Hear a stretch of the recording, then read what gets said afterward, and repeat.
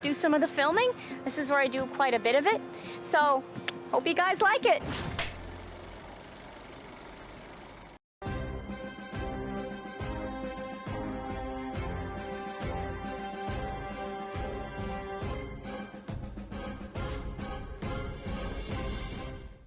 Good evening, my audience. This is Paul, and I really hope you enjoyed the Best Games of 2024 video. As of right now, it hasn't come out yet, but I figured that Esabelle and I have finally come close to the end of the process of finishing the video. In fact, we've been working on it for about a year now. Even before she was officially hired as my quality assurance assistant, I had already paid her to help me out with that video. Now I'm paying her to help me with basically anything I ask her to do on my channel. So things have certainly come a long way, from the scripting to the choreographing to the costumes. It was by far the most involved any of my videos have ever been, and we are so excited to share with you the process of just about everything. So first off, I will state that pretty much everything I said in the video was unscripted. I think Esabelle said a few things that were ad-lib, but I will let her talk about that in her sections. There were a few things that I said that were planned, like I had it in my head during the planning, like, okay, make a joke about the Game Awards at this point, but I didn't actually like have a teleprompter or a script or anything like that. Everything was just up here. First off, what was the inspiration behind making the video so theatrical?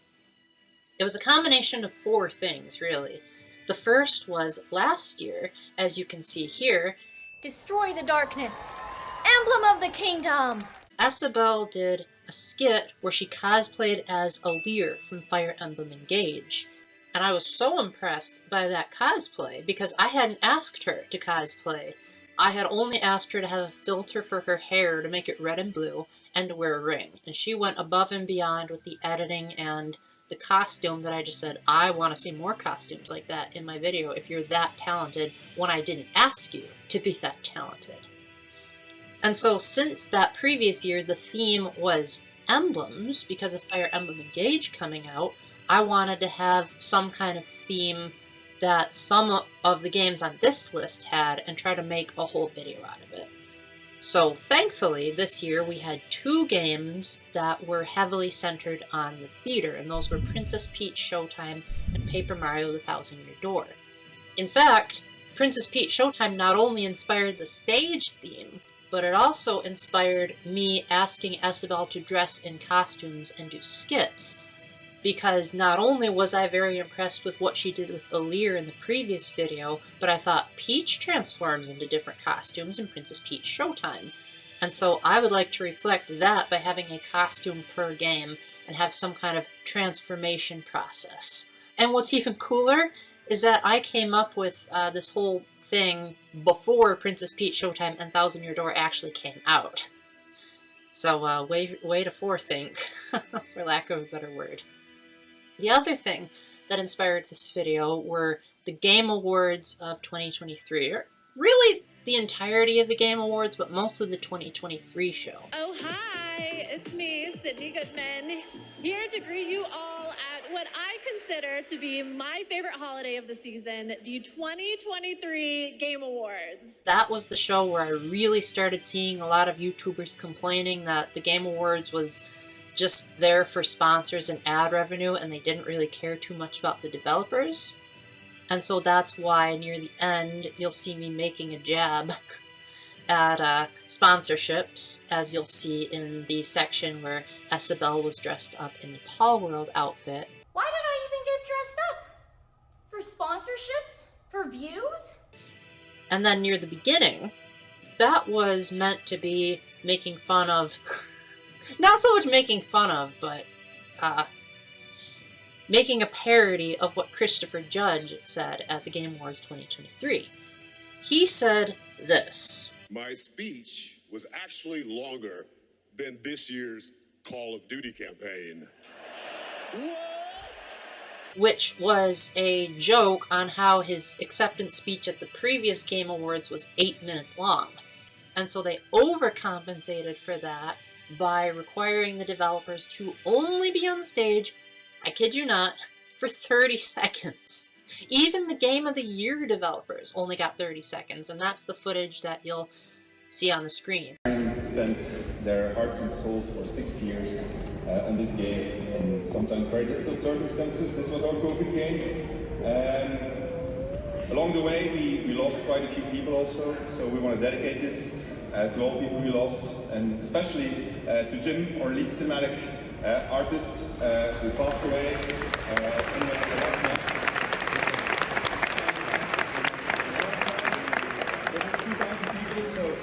Like, Game of the Year!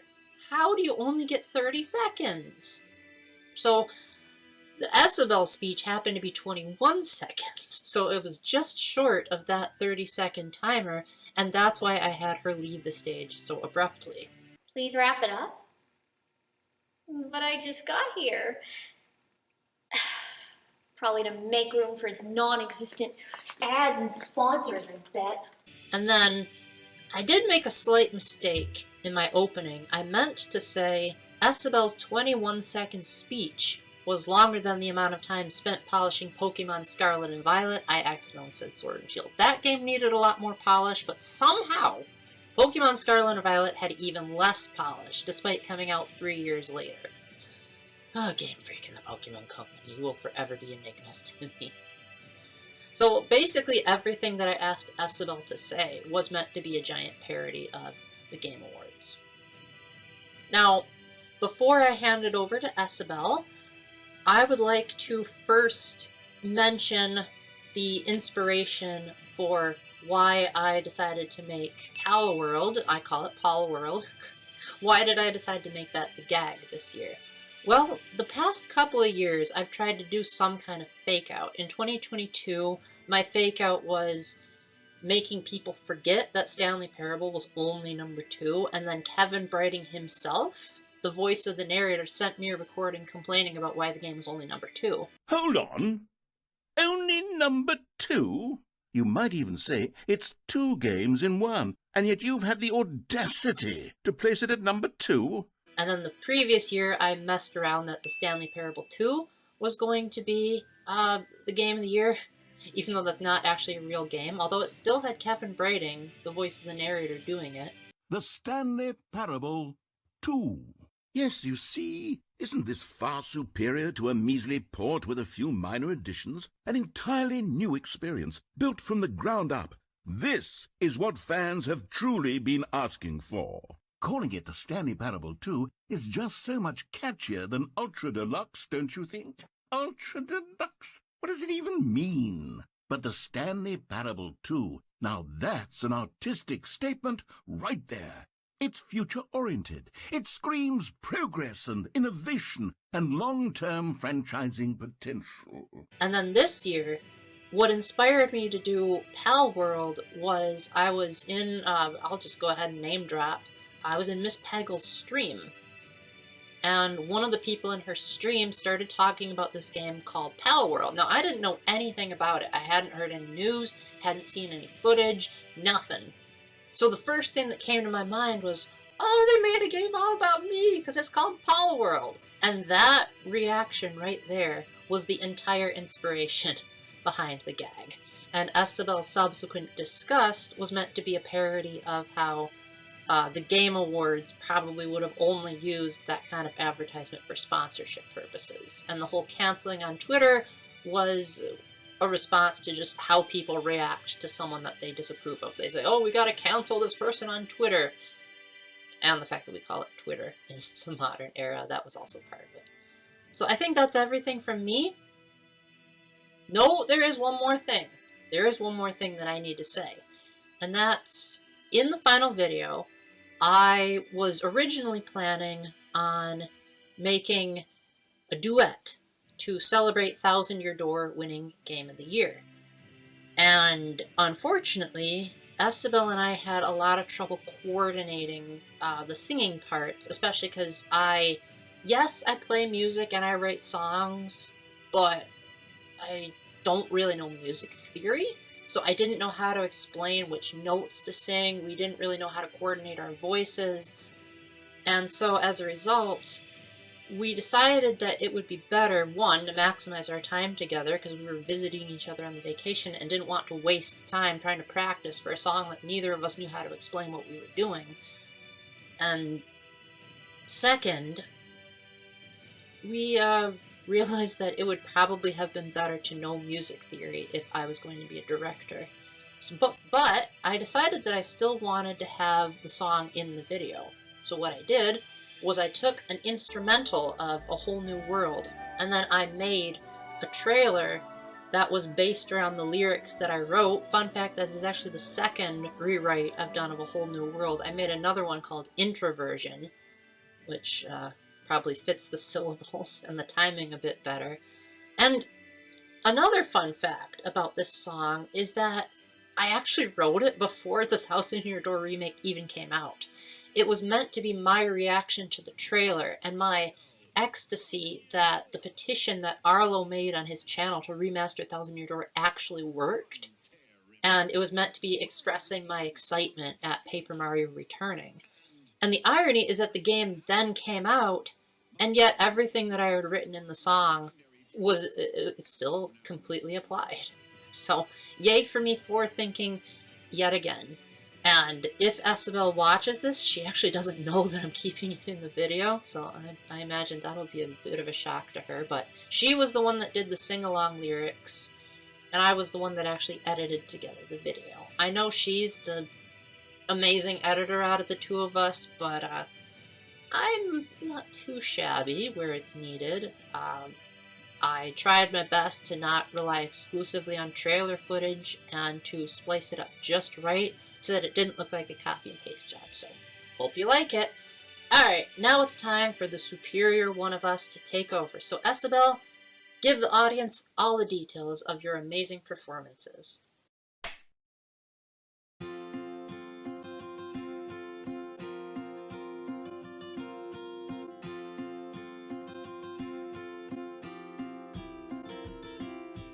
Hey guys, so we are, my sister and I being my sister does not want to be on camera. We are heading over, we're on my alma mater to do some of the filming. This is where I do quite a bit of it. So, hope you guys like it.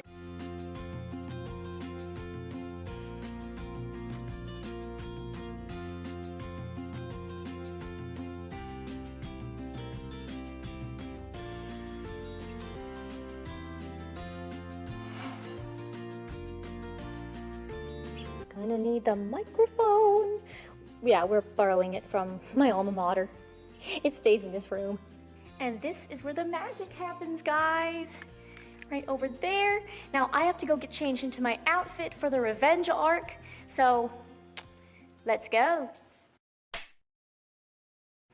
Good evening, Paul's audience. This is Esabelle, and welcome to Paul's 7th annual Best Games of the Year list. I'll be your host for this evening, and please wrap it up. But I just got here. Probably to make room for his non-existent ads and sponsors, I bet. This intro outfit was one of the first ones that I designed because, I mean, intro was pretty easy to decide upon. It didn't have to be chosen like the games. Paul is going for a Game Awards style show, so I went ahead and looked up some of the Game Awards and what the stage looked like, what the dresses looked like, and what I should look like by extension. What's up, everybody? It's me, Sydney Goodman, coming to you live from Los Angeles, California. Plum-colored outfit I thought fit super, super well. So elegant to pair it with gold. I did have to be a little bit careful about my shoes. Don't get the heels too high, though they had to be a little bit high because the dress is kind of long and I did not have time to, I still haven't had time to hem it.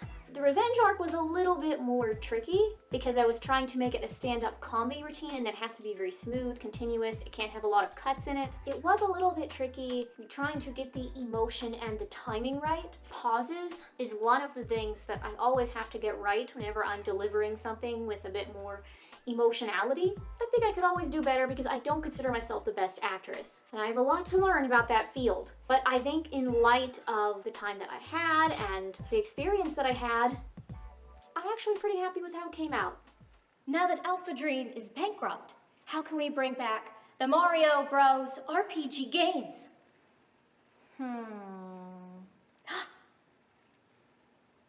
Mario and Luigi Brothership. So the Mario and Luigi Brothership outfit is also another favorite, and it wasn't nearly as difficult as some of the other ones because I had done Mario vs. Donkey Kong before I did this one. So I already had some elements like the overalls and the hat, which I think I got the little sticky off-center. You get the gist. I will talk a lot more about the outfit, but I am saving that for the Mario vs. Donkey Kong skit, so stick around for that. Since I did that first, I felt that it was more appropriate to talk about some early aspects of that outfit, and therefore this outfit, in that particular section.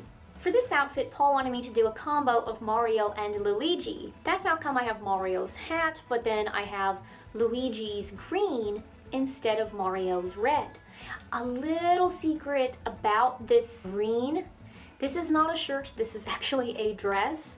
I think the dress is hidden quite well under the overalls, maybe a little bit bunchy, but it's not excessively long, it's about knee length, so it hides relatively well.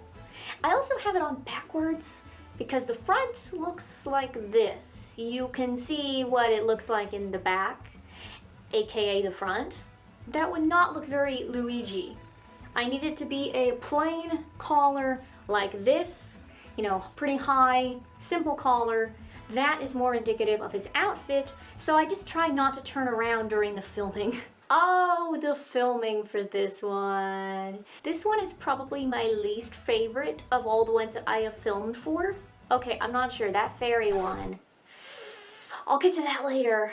The reason why I did not enjoy the filming was because it was very rushed, and there were people that I knew were around and could hear me. What happened was I had trouble getting the room because, you know, semester's going and there are students there, and of course they're going to get higher priority over the room. I'm not going to take it away from students who are actively there at the college just so I can do my filming because I am an alumni. I'm not currently a student. There was only a brief window of time between a class letting out in the room that I film in and another club or group, maybe it was just a group, I don't know, coming in. And whenever I went in there, dressed in this of course, there was a guy sitting in there, and he's like, okay, I think it was like 15 minutes till he was going to have other people come in, but he's like, oh yeah, you can have the room, and then he asked if he could be in there. I'm like, I'd rather not. I don't feel like explaining all that's going on here to random people. So he just waited, and I told him, you know, I'm gonna hurry. I did want him to have his meeting without taking it from him, so I was like, okay, I gotta hurry. Normally I do way more takes than I did, and I did have specific instructions from Paul. He gave me a video to somewhat imitate. He said do what Luigi does, but he also said he didn't care much for the exact moves that Luigi did, so I'm like, okay, I'm just gonna use my intuition here and try to get something that's a similar feel, but maybe less cheesy. So I was kind of making it up as I went along. I did it for like 10 minutes, and the 10 minutes included getting the light set up, getting the camera set up. Plus, like I said, if people who do not understand what I'm doing or what the filming is for are around, I get a little bit uncomfortable. Like, it's one thing my sister was there, but no, there's someone who doesn't know what's happening, and no doubt he's hearing it from me not yelling, but talking loudly in this expansive auditorium. Now that Alpha Dream is bankrupt, how can we bring back the Mario Brothers RPG games?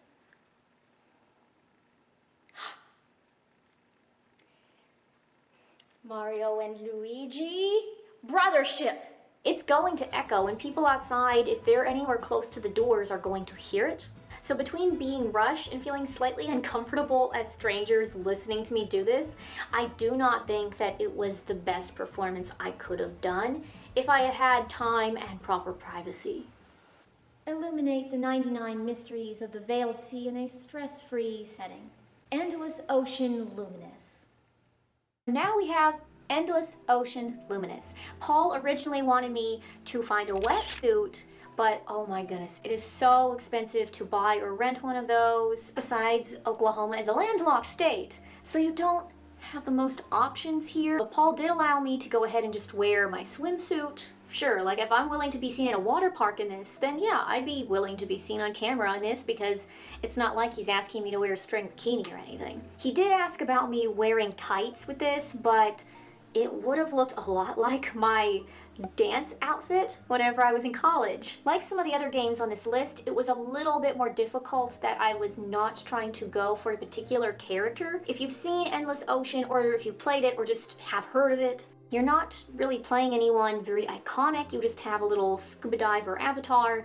Pretty generic. I wasn't quite sure how to portray that, so I kept it very generic and I tried to make it very soothing, and that's because the game, not that I've played it, but from what I have seen in reviews and the trailer, it looked really relaxing, so I felt that that was perfect. Paul did also ask me to wet my hair during this to make it look like I've been swimming, which was fine. I mean, there's a bathroom nearby, I could wet my hair down. The worst part about doing that was that it was not the warmest in the building whenever I was filming. And second off, there were people around, luckily not too many, this was in the summer. Yeah, I'm just prancing around in a swimsuit with my hair wet, and the pool is quite a ways away on my alma mater. But I didn't get too many weird looks that I was able to see. And as I already said, at least I'm pretty confident in this swimsuit. This is what I wear anytime I go to the beach or to the pool, although I typically jazz up the outfit a little more like this. Yes, that is my style. Reviving the memories of both a long-dead franchise and a long-dead ghost. Another code, recollection. So this outfit is not really one of my favorites, but it was one of the easiest, which gives it some points. Whenever Paul showed me the outfits, we did have a little bit of trouble designing this one because she has two different outfits that I saw pictures of. The one that I like the most for the top is the one with this checkered shirt, but the other one wears long jeans and a white belt, both of which I have. But the biggest problem was that I do like to have modesty as one of my primary principles whenever I'm styling an outfit. Now everyone's idea of modesty is going to be a little bit different. It's not to say that my own conception of that principle is going to be universal to everybody else's. One of my principles is I do not wear short shorts without something underneath it, usually tights. So whenever I was looking at this outfit, I was like, well, I could do a really good top for it, but then the bottom half is more conducive to the other outfit. So Paul and I talked it over and he did agree to let me mesh the outfits together. The reason why that acting out this particular scene was so difficult for me was that I will study up on the characters that I am dressing as and presenting as. I couldn't really get a good feel of Ashley. I don't know the game beyond what I saw from my research and what Paul has shown me. So from what I have seen of the character, she seemed a little nondescript. She didn't have obvious body language that was unique to her, like an iconic look or something that she would do. She seems a little bit deadpan most of the time. Not that there's anything wrong with that, but it did make it hard for me to know what to do whenever I was trying to portray her. So I think it ended up a little bit dry. The character kind of came across that way to me. Again, no hate to the game. I just wasn't quite sure how to portray Ashley the best. What is the logical conclusion between re-releasing the Genius Prosecutor's first game and localizing the second one for the first time ever? Ace Attorney Investigations Collection! Next up we have the Kay Faraday outfit. This one was interesting. It was kind of a mixed bag. I did have a few pieces that worked very well with this outfit, but as you can tell just looking at the outfit here that I have on versus the actual skit, you will notice that the red undershirt is different in what I'm wearing now. And the reason is because I had to borrow my sister's shirt, the original one in the skit. My sister is now married and moved out, so we cannot bounce clothes off each other quite as easily. I had to just make do with this one in my own wardrobe. It is not as good. Probably the easiest part were these gloves because I had sewn these on years before. They're kind of the reverse of the color scheme that she wears, but still works. It gives the same kind of vibe. I did not have the exact pin that she wears on her scarf, but I went ahead and made do with this pin. Not the same shape, I know, I'm sorry, but it is gold, and at least it was some kind of accent to symbolize what the original outfit looked like. Whenever it came to the key that she wears through her hair, I have nothing that is going to work. So you want to know what this is in my hair, truly? Do you really? Okay. A very long matchstick. The decor piece that, where is it? There it is. That is actually a scarf clip. The boots, also not exact, but in the original skit, I actually don't have to worry about that because, you know, waist up. Like most of these skits, I did have a little bit of trouble getting the lines right the first time. I'm just gonna get as many takes as I can because that's my filming method as it is. What is the logical conclusion between re-releasing the Genius Prosecutor's first game and localizing the second one for the first time ever? Ace Attorney Investigations Collection. What is the logical conclusion between re-releasing the Genius Prosecutor's first game and localizing the second one for the first time ever? Ace Attorney Investigations Collection. The most problem that I had during the filming process, aside from just, you know, doing take after take and getting the lines right, was this scarf. Her scarf is supposed to be kind of poofy and bunched up, and I tried to get this one, which is relatively thin and kind of a lightweight scarf. There's not a whole lot of body to this one, but I wanted it to look like there was. Especially with this weight on there, it tends to pull it down and stretch it out and make it look thinner instead of more poofy and body-filled because it's so heavy. So I had trouble getting that to sit right a lot of the time I was filming, and between takes, I would often have to check on it. But hey, here we are, I lived, so I cannot complain. Revisiting that old rivalry between the plumber and the ape, now with added worlds, Mario versus Donkey Kong! So if you can't already tell from the hat, next up is the Mario vs. Donkey Kong outfit. You will notice that the outfit is not exactly Mario's and it actually has elements of Donkey Kong. And I just realized I forgot the brown gloves. Okay, where were we? Oh yes, the outfit. So Paul wanted me to make a combo of Donkey Kong and Mario, so that's how come I have the hat, which I happen to have this hat that was so perfect for Mario's. And then making this little M was quite easy. And I had to actually buy this tie for Donkey Kong, and this was of course another piece of my handiwork. You might, however, notice that the overalls that I had on in the original skit are not the ones that I am wearing now. There were two reasons. One, those overalls were kind of expensive, but I had to get something for the filming. So I just went out, I got them, and then afterward I did decide to return them. Yes, I know, that is incredibly tacky. How dare you? I am so sorry, I do not generally do that kind of thing, but I had to have these overalls and I could not find overalls to save my life. I don't know. What happened to wearing overalls? I'm not sure what happened with that. Usually whenever it comes to props, such as this tie, they are thrift store things. So it's easy enough to get a hold of them and see what they've got, things like that. You don't have to depend on something being in style. The other reason is because that pair of overalls is actually a skirt, and that wasn't even what I was looking for.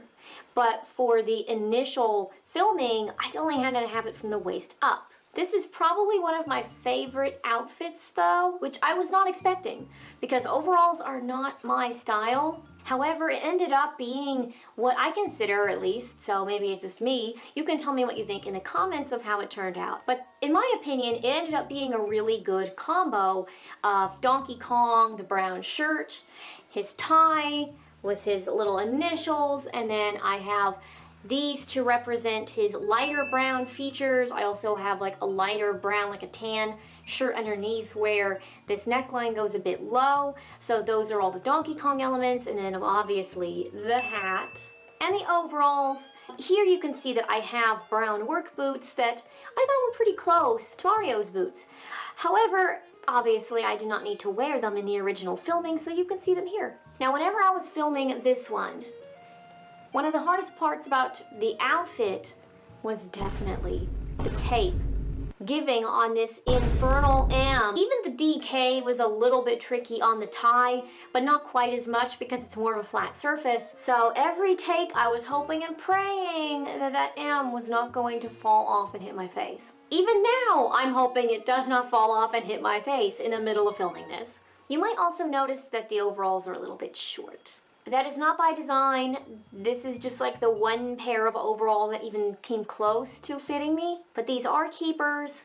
I do intend to hold on to them. Anyway, back to the filming process. It took me a few times to get the intonation and to get the expressions and actions right. Revisiting that old rivalry between the plumber and the ape, now with added worlds, Mario versus Donkey Kong!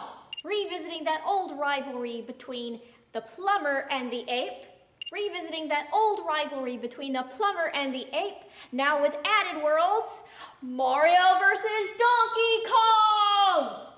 I'm not working in a filming studio whenever I'm filming in front of these curtains. I'm at a university. And granted, yes, I am quite thankful that so many students do film and photography all around my alma mater, so it's not too unusual to see someone filming from time to time. But I was practically screaming in this giant echoey auditorium, and outside there could be people walking around, and they're gonna hear me shouting about Donkey Kong. Thankfully, it was pretty late at night. Hopefully, theoretically, not too many people were around to hear me screaming. Sonic X Shadow Generations. So, the Sonic costume. And you may notice that I'm dressed in the outfit, but I did not want to put this onto my nose this time, because you know how hard it is to get this stuff off? I did that once. You can look at the picture and see what it looks like. Oh, this one has probably one of the most interesting stories from behind the scenes. This one had a lot of ups and downs where I thought it was gonna go really well, and then I could not seem to make anything work. Like for his little stomach patch and his head crest. I can't really find anything that's gonna work for this, but I had this shirt that works well whenever I tuck the sleeves in, so that it kind of resembles his sleeveless appearance. I did originally have this scarf put on my head, but whenever I went to go film this skit, I realized that I had forgotten to take this with me. That blue was supposed to tie it in and be parallel to the blue that he's got on his head. It was supposed to be symbolic of that. Not that I was excessively happy with it, but still, it was something. So I only had a few minutes to get ready and get up there on the stage, and I was like, okay, what am I gonna do? And then I realized that Paul had given me a very short line for this particular skit. So I was like, okay, if I hold still, then it should be relatively easy for me to just edit in the head crest and even that little belly oval that he's got that I couldn't really replicate in an actual costume. But this might actually turn out better. So I was like, if I seemed a little stiff, it's because I was trying to stay still while I was talking and, you know, waving my finger around, which is something that Paul recommended that I do. I like it so much better editing in those pieces that I could not find or even make. Sonic X Shadow Generations. I will say also, as far as the filming, I did a little bit differently from what Paul would recommended I do. He wanted me to run on stage, say the line, and then run off stage. Doing it exactly like that, I had a creative and a practical concern. The creative concern is that I would not be able to actually do Sonic justice. You can see him run. I'm not gonna be able to match that. I'm just gonna look like a chicken with my head cut off. It's gonna look so dumb. My practical reason was that even if I could do Sonic justice, or even just attempting to, I probably would have killed myself falling off that ledge on the stage. Let's be real here, I don't want hospital bills. I felt that that also needed to go into post-production as opposed to production. I think it did Sonic a whole lot more justice doing it this way, and I didn't die, so I mean, win-win. Your Honor, I present to the court 3 games featuring the Horned Demon Lawyer with the Cords of Steel, Apollo Justice Ace Attorney Trilogy. Time for the Athena outfit. It was a little bit shaky because this was the first time that, okay, no. I did do a skit last year for Paul. Destroy the darkness, emblem of the kingdom. in which I kind of tried to replicate a character, not exactly, like I didn't care if it was exact or not. That skit was actually what inspired Paul to have me dress up in these outfits that symbolize different characters in the first place. It's like a soft cosplay. Mainly just use what I already have in my closet. Sometimes I will go out and get a special piece, but I don't do that for a lot of what I wear. I depend more upon my creativity than my bank account to get me to these outfits. But I'm pretty sure that this was the first one that I did film for the best games of 2024, and it was a little nerve-wracking because I had only done that one skit the year before, and even that, Paul wasn't expecting me to do as much as I did. Here, I knew that he was expecting me to get these outfits that looked very similar, at least comparable to the characters, and I wasn't quite sure if I was going to be able to do that for all of these costumes. As much as I love fashion and I love thrifting, I love styling, this was still a little bit out of my comfort zone. Because in most cases, whenever I'm styling an outfit, I'm not trying to make it look like a particular character. I think I did get relatively close without having to have the exact outfit. I was at least able to replicate the color scheme. The necklace was pretty spot on for the photo that I was using. And whenever I did that last pose during the skit, I did try to get this iconic pose. I do not have a lot of white, but this was the best that I could do to get close to what she wore. I love blue, but I don't wear a lot of blue. I decorate with it, but I tend to wear a lot of warm colors. Getting my hair up also, I am not a hair up type of girl. It's just not me that much. Every now and then I will, but trying to get this to look right, I still think I could have done it a little bit higher, but my hair was not having it that day. So my hair is naturally wavy, and my bangs, you see how they're laying pretty flat right now? I mean, there's a little bit of curve, but not much. To get them to lay flat whenever they are longer, I have to take a flat iron to my bangs to get them to do that because they tend to flip whoop, like that. But if you look at Athena's photo, she has bangs that flip like that. Obviously, they're more exaggerated because it's in more of an anime style. However, it was comparable what my hair was doing. So the fact that my hair does that naturally actually let me go with more of a natural look than me having to take an iron to my bangs. It has been a while since I've done this one, but as I recall, I did have some trouble getting my lines right, and my sister kept having to correct me. That's actually easier to do that with the other hand. You left out several words on that. You know that, right? No. You said, Your Honor, I present 3 games. It says, Your Honor, I present to the court 3 games. Oh, shoot. So you left off the to the court altogether. Thankfully, it was in the summer, and so we had the room for long periods of time, uninterrupted, no classes or club meetings going on. If I was going to have that much problem with a skit, it was good that it was an earlier one, and not one of the later ones whenever I'm competing against the classes and meets and whatever else is going on in that room. Please welcome onto the stage, literally, a girl who is no longer a damsel in distress and is now gaming's greatest cosplayer, Princess Peach Showtime. It's time for one of my favorite outfits, which is Princess Peach Showtime. Paul gave me the selection of whatever Peach outfit that I wanted to, because if you know the game, she gets a lot of different outfits depending on what level she's on, or maybe it's not levels, what challenge she's supposed to be meeting. I think that's probably more accurate. I have not played the game.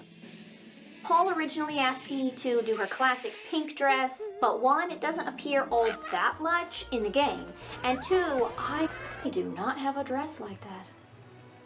So it worked just to pick another outfit. As far as outfits that I liked, the sword fighter was probably my favorite. However, I didn't really have many pieces that would work for that, nor do I have a good sword that I could use. But this one, well, I wear a lot of black. And I was able to put together some furnishings for it that actually would look not identical, but similar. I mean, heck, I was so glad that I had these red shoes. These are so cool. They're not identical identical to hers, but my goodness, they are close. And getting a hold of red sandals and just happening to have them, which technically they're not mine. I had to borrow these from my mother. It worked so well for the filming, even though like my feet did not originally have to be in there, but then I made a way, which since you just saw the skit anew, you will notice with the poses, I did purposely try to get my feet in there, not only for the pose itself so you could fully see what I'm doing, but also for the shoes. It's just an added bonus to have that. As for the filming itself on this one, I am very happy that I had my sister here. She had to direct me in all of these poses and tell me what to do, because I took them from actual Peach poses. What if you move your hand more in front of your chest? This one? Yeah. Yeah, that's good. Okay, now I wonder if you ought to bring your, let's see, left one in some, like closer to the other one. That looks better. As far as anything physically taxing, these poses were definitely it.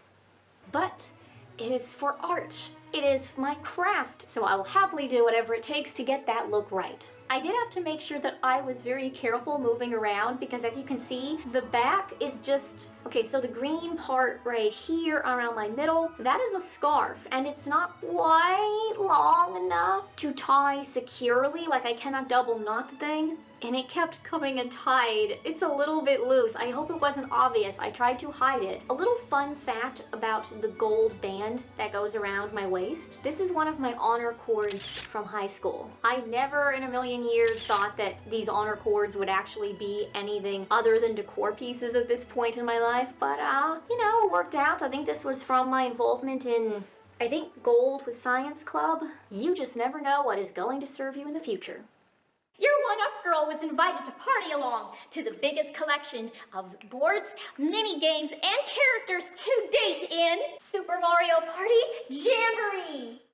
And now it's finally time for the Pauline dress. I think this one came out pretty convincingly. I did have to buy this dress. The slit is not actually part of her dress, and I didn't get to wear the shoes in the actual filming, but hey, I get to wear them here. Even down to like the gold jewelry, I was like, yeah, I got this. I had purple eyeshadow already. I don't know if you can really like see that. And then of course I'm fine with wearing lipstick. This is one of the few that I actually did more of a makeup job for because look at her, you know, she deserves it.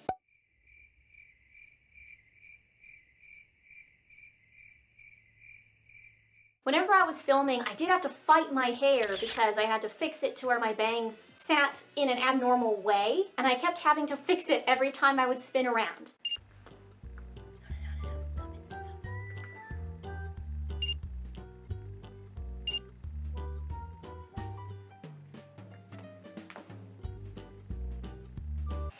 I had a lot of fun doing this one. It did take a lot more energy than I'm used to, but no regrets. I really love the way that this one came out. Max Caulfield finally returns in a time-traveling adventure of epic proportions in... What's going on? Oh no! I must have shifted into another timeline where I'm not a professional editor, and I'm no longer Paul's quality assurance assistant. Well... the show must go on. Life is strange, double exposure, I guess. This one was not one of my favorites in terms of aesthetic. However, it was easy, and that already gave it like points in my book. I could actually match it pretty well to what I already had, or in the case of some of these items, what my family had. I ended up borrowing from family for this jacket and then the hat, as well as the purse. I really didn't have to do a lot with this outfit. The only thing that I did have to do was I did pin up this coat because it was a little bit too long. Easy enough to pin up with safety pins, so was it really gonna hurt? I thought it came out really close. As far as acting this one, I was a little unsure how it would turn out whenever Paul first told me about the assignment, and he told me to act as though my hand was getting stuck to the wall. I was wondering if I was going to pull off the surprise that would take. What's going on?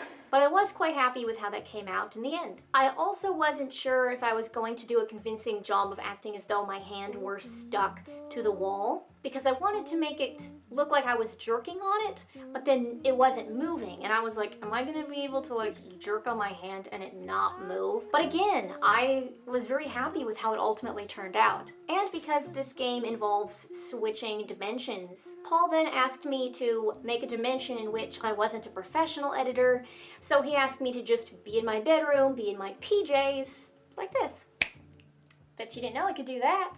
I was so thankful at this time that my PJs are pretty modest, so I had no trouble getting on camera with these. Whenever it came to the filming of this particular section, I think the trickiest part was just getting the emotion right, because Paul told me to act very shocked and just absolutely taken aback because I had switched into another dimension. I wasn't sure that I did the greatest job of being convincing because, again, I'm better at post-production than production, but I think all things considered I did fairly well on it. And the addition of me drinking the tea or water, or however you want to interpret the drink, was my idea to put in there. I wanted just like a little bit of a touch to it, meant for humorous effect, especially like the slurping sounds. This is like my non-professional dimension, and something a little bit undignified like slurping a drink kind of fit with that. Have you ever imagined the CDI Zelda games being good? Now you can see for yourself in Arzette, the Jewel of Faramore. You don't want to see? But I insist! I am no good at putting my hair up, so I apologize for this a little bit too messy of a messy bun. So, this fairy outfit, I am in it again. And I almost forgot my wand, which is actually a long matchstick. The same one that I actually wore to my hair for the Kay Faraday outfit. Oh my goodness. Wandering around at my alma mater with this on. I'm so glad only one person, I think, saw me, but she did a double take whenever she saw me in this outfit. In terms of how it looks with the character, I actually think it turned out really well. I was able to cut this off of a poor but obliging fake plant in the house. This is actually worn backwards because, as you can see, it's a little short in the front. And I do have to wear jeans underneath it because it would be highly inappropriate not to. But I think the color is pretty on point. Not identical, but pretty on point. The green belt, if you even want to call it a belt, is actually just a whole bunch of green ribbon that I tied together. This was the cringiest acting job I've ever done, and I hate whenever I have to put my face in that camera. This is probably the one, like there's a few skits that I genuinely look back on and cringe. Very few, honestly, but this one tops the list. Now, was it faithful to the source material? Yes, here's the original clip. As a reward, how about some fairy dust? No, thanks. Oh, I insist. However, I do not typically wear makeup. The only makeup that I do wear on a regular basis is lipstick. I do not wear anything on my skin, and my leaf is falling off, everybody. That was something that was also hard during the filming, was this leaf. It's taped onto my chest, and it kept trying to come off because it does not have good adhesion. But anyway, back to my point, because I don't wear makeup and I had to have my face that close to the camera, you see every blasted pore on my face and it hurts me. At least Paul liked how it turned out. Even though I did not like the acting in this one, it wasn't because I think I did a poor job. Honestly, I think I did a really good job for the instructions that I was given. Arzette is supposed to be very cringy. From what I understand of it from Paul, it's kind of a parody of the old Zelda games, which had really bad acting and cringy lines and cringy delivery. So it was supposed to be cringy. However, even though it was supposed to be that way, it doesn't make it any less painful to watch in hindsight. Introducing Pokemon, but with good graphics and actually fun? Paw World! So for the Pal World outfit, the Paul World outfit, it was one that I was enthused whenever Paul first told me what I would be doing. This one is one of the easiest, but it's one of the easiest because it was most me. Whenever I was trying to find character information about Paul World, I'm just gonna call it that, I watched the trailer for it and I noticed that the protagonist, who wasn't any like particular character, I think it was just like design your own character in that one, I'm guessing, I haven't played it, she looked like she was wearing something that I would design by myself. Now granted, hers was a little over the top. Either way, she had a lot of elements that I really enjoyed, and I was like, ooh, I could totally make this into something. And I've already done a few costumes on my own channel, The History of Psychology, kind of like what I had done for those outfits. Since I didn't have to match it to any particular character, it just had to match the style of the character that I saw in the trailer. That made it so much easier to come up with this one. Now again, with the acting on this one, it was, it was a little tricky because I was not playing a really iconic character, so I did not really have a template to imitate whenever I was up there on the stage. Also, Paul wanted me to look surprised, and I don't think that I play surprise the best, so it was a little bit tricky, especially since the line was kind of short. But all in all, it was definitely a good one. No glitches with the costume. Sometimes the costumes will give me problems. This one really didn't have anything.